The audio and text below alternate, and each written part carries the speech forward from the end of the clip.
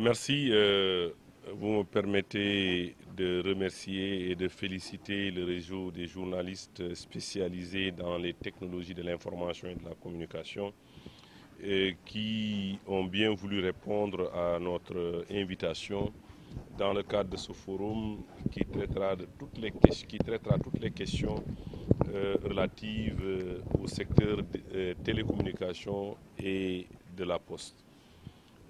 Vous savez, depuis 4 ans, le président l'a dit tout à l'heure, l'ARTP organise cet atelier pour échanger et partager avec l'ensemble des professionnels qui ont la charge de traiter ou de communiquer sur les réseaux de télécommunication et sur les technologies de l'information et de la communication. Donc aujourd'hui nous sommes là dans le cadre de ce même partenariat qui nous lie depuis 4 ans pour partager. Vous savez, le secteur des télécommunications est un secteur qui évolue très vite. On parle maintenant, c'est devenu dans le nouveau jargon, l'économie numérique revient très souvent quand on parle des technologies de l'information et de la communication. Vous savez, l'économie numérique, c'est l'ensemble des activités économiques et sociales qui sont engendrées par des plateformes telles que les réseaux Internet, les réseaux mobiles, les réseaux des capteurs, y compris même le commerce électronique. Donc l'économie numérique embrasse un secteur aussi important, embrassant un secteur aussi important, mérite que ceux qui communiquent là-dessus soient outillés et soient dotés suffisamment d'informations pour mieux relayer auprès des populations. Vous avez parlé des acquis de la RTP, vous pouvez revenir? Pas tout le monde à la fois. Moi, je suis autorité de régulation. Je ne suis pas dans la réglementation. La réglementation est du domaine du ministère du secteur. Les projets de code en gestation sont de la responsabilité du ministère du secteur. Donc il appartient au ministère du secteur de se prononcer sur ces questions qu'il maîtrise beaucoup mieux que moi. Moi, je n'interviens qu'à partir du moment où les projets deviennent des lois et dont j'ai la charge d'appliquer et de faire appliquer. Donc l'article 27 dont vous parlez, c'est un projet. Donc en tant que régulateur, je ne peux pas m'aventurer à me prononcer sur des projets de loi. Je pense qu'il y a des personnes beaucoup plus habilitées, beaucoup plus indiquées pour se prononcer sur la question.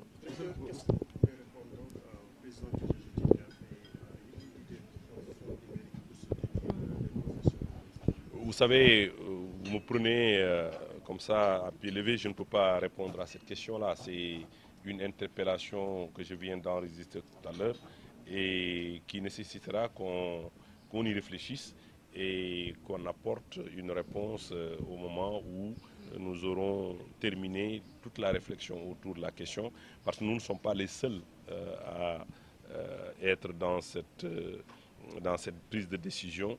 Donc ceux qui doivent participer à cette prise de décision participeront à cette prise de décision. Et je pense que c'est pas mauvais en soi, parce que vous savez, on ne peut pas, si on veut développer un secteur, il faut qu'on se donne les moyens de le faire.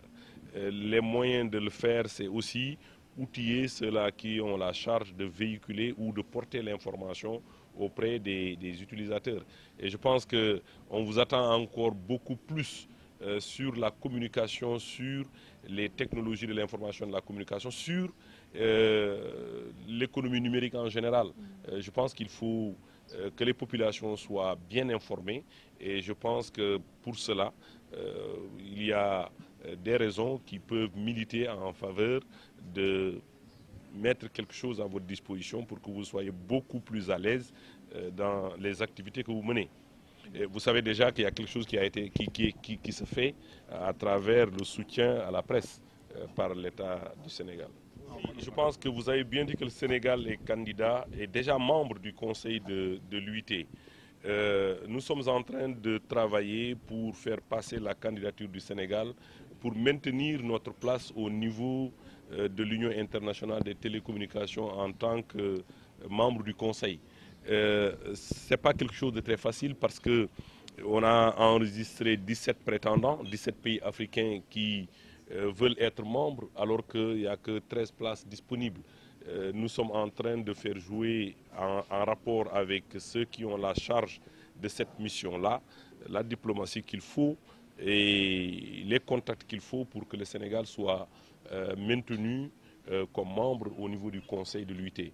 Je pense que les plénipôts de l'Union internationale des télécommunications se tiendront à la fin du mois d'octobre à Dubaï et ce sera l'occasion pour nous, après avoir échangé avec beaucoup d'acteurs lors de l'ITU Télécom, dernier en Afrique du Sud, avoir sensibilisé et avoir travaillé sur la candidature du Sénégal, nous osons espérer que le Sénégal va maintenir sa place, Inch'Allah.